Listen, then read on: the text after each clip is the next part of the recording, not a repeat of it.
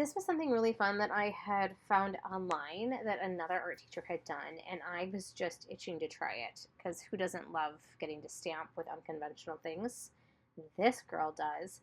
And Legos are fun. Legos are great. So, what you do is you use your different Lego plates as your stamping pads. So, I'm using black acrylic paint. You could also use printmaking ink.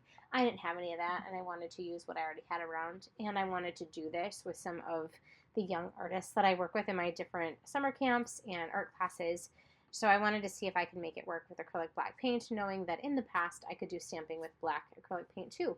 So I'm using my brayer, I'm rolling out my black paint, and then I'm rolling it onto the Legos.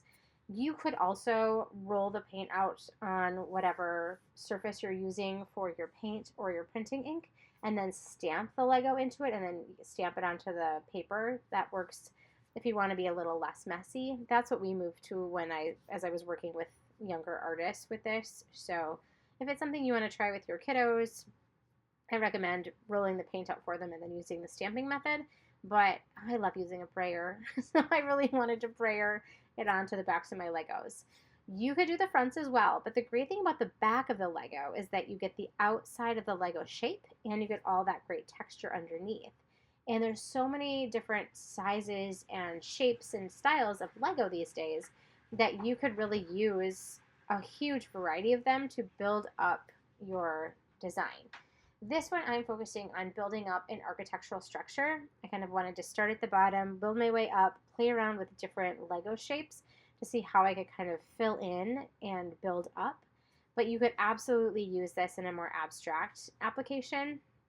But the idea is with the different Lego shapes, you brayer to ink and then stamp them onto your paper. I'm using Canson mixed media paper because I know that I'm going to be using the ink or the black paint, the acrylic paint for the stamping portion, and then I want to be able to draw into this and I want to be able to watercolor into this. So any type of mixed media paper works great for that. You could also use a sturdy watercolor paper as well. I've used both hand in hand, but I tend to work more often mixed media-ly, if that's a word. So I tend to gravitate towards the mixed media paper because it gives me what I need. You'll see there I did try doing a double stamping of it. Sometimes you can get a second stamp. Sometimes the ghost stamp after an initial stamping is really cool. I couldn't get enough ink on that one there, so I just re-inked and continued stamping until I was happy with the structure that I created. And then I just had a lot of fun laying out my initial design. Now, the cool thing is I also wanted to play with overlap too. So everything kind of had its own spot. Now I'm going to go back in and I'm going to overlap to add some more interesting moments and passages. And then some of this gets a little bit muddled, but some of it also stands out really nicely depending on where you put it. Like that one is a really nice breakup of a bigger piece. And it just gives me a little bit more nuance to my design. This isn't something that my kiddos tried a ton of necessarily, but we were also, in a time crunch as part of camp. So I was keeping them moving. But it's really nice to kind of take your time and be a little bit more thoughtful in how you construct your stamping portion for this project. And you could also have a ton of fun playing with different colored paints or different colored inks.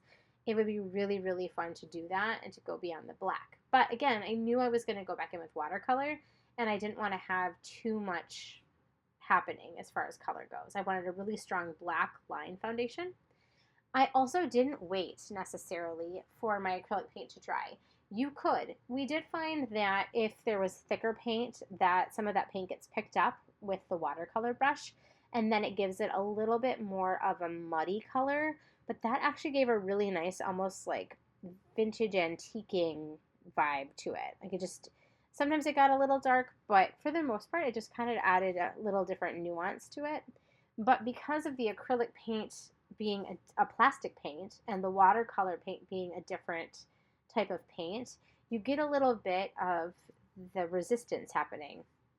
So the watercolor doesn't cover over the black at all. It just scooches, to the sides of it. And then I wanted to play with kind of neutral colors. So I'm using reds and oranges and browns and really kind of keeping it earthy. But I'm also having a lot of fun here mixing colors as I go. I'm using my standard watercolor palette that I use when I teach watercolor classes for kids because this was in preparation for teaching this project to kids. But if I were to do this again, separate from preparing it as a teaching example, I would absolutely bust out my adult watercolor palette that I've set up with tubes of watercolor. So I had even more variation. But I also didn't want to, I always love a chance where I can get my young artist to really explore color. Both the pure color that's in the palette, but also the mixing of color. So this was my chance to really encourage them to play. Like, what happens if I add a little bit of orange to my yellow or a little bit of brown to my red? How does the color change? So you'll notice, like, as I'm going between different block sections on my piece, I am mixing a new color in the lid of my palette very intentionally. I'm really trying to see how many color variations can I get with just a very limited range of the color options that I have available to me. I started by doing the basic shapes, and I really kind of wanted to have those strong definitions, and now I'm kind of going in between them. I was originally thinking that I might leave the spaces between the Lego pieces open and have that be white or have that be sky, but then I kind of wanted to play with filling it in to unify it so it really feels like a solid structure that I've created. The nice thing about the black acrylic paint is it gives me a really strong outline. So as long as I remind my young artist that when two wet areas of watercolor come together, it's going to bleed. Sometimes that's great. Sometimes we don't want that. But they can use that black outline as a way to help them kind of delineate sections so they don't have to wait for areas to dry. I love to work fast. I love to kind of keep going, and I kind of try to figure out how I can get past obstacles that might slow me down. Sometimes I have to slow down and let things dry. Sometimes my art session gets interrupted. Sometimes I only have a limited amount of time, so things end up getting created in segments. This time I was able to do all of it in one fell swoop. So I was really trying to maximize my time in the art studio to get this project done, both because I was excited about it and because time was limited, and I just kind of had to go for it while I could. Because you just never know when you're going to be able to get back to the art studio sometimes, or your art table, or whatever it is. This was also great because it was a fun, fast project, and I could really add as much, personalization and unique touches as I want to. Later on, I'm going to draw back into this with Sharpie, and I'm not going to wait for it to dry. So I had to jump between a couple different markers to get the marker to go over it. I did like what happened when the wet areas kind of interacted with the marker, but I would say that the drawing element was something that you could do between the stamping piece and the watercolor piece. Or you could wait till all of the watercolor is done, let it dry, and then go in with the marker. You could also go in with other drawing materials. It would be really, really fun to add elements and different nuances with colored pencil or color markers, brush pens. Even some collage elements would be really fun to add to this. So I'm kind of excited to circle back to this with my adult artist lens and kind of vision and kind of see how far I can push this initial idea that I'm borrowing from online. So now I've got my whole background done. I've got my whole structure done, and now I want to add a background to it. I also didn't want to have like that pure blue out of there, so I'm kind of letting it mix and letting it be a little bit more muted. I kind of wanted to keep it a certain vibe to it, right? I wanted to have it be a little bit vintage. I wanted to have it be a little bit just kind of a really unique color palette and nothing super straight out of the palette, as far as colors go. So I'm mixing up some kind of grayer blue for my sky and kind of painting around and letting things blend a little bit. Going super fast, A, time, B, just I'm really having fun creating this. And when you're painting a large area with watercolor, you have to move kind of fast because I didn't want to have any dried edges. You can see the glisten of the paper here, and I am drawing on it with a permanent marker. It worked pretty great. Like I said, like it wasn't too bad. There were a couple sections I had to kind of go over, but I also loved what it did to the mark.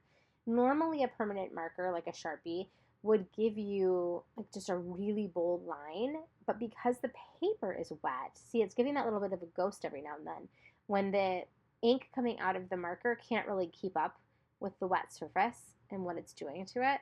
So it has a really nice play there and kind of gives it a little bit more stylization than a straight up permanent marker edge would do. So I've added some antennas, I've added a tree. Really wanted a fence, just kind of wanted to help set the stage for where this house is hanging out. It has kind of a really cheerful, rundown, unique, like Victorian-esque vibe to it. I don't know, it's kind of funky.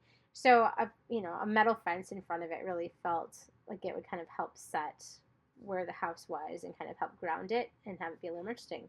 So super minimal details. I had a ton of fun doing this. If you try it or have tried it, let me know how it went or how it goes. And if I play with this more in the future, I'll be sure to let you know.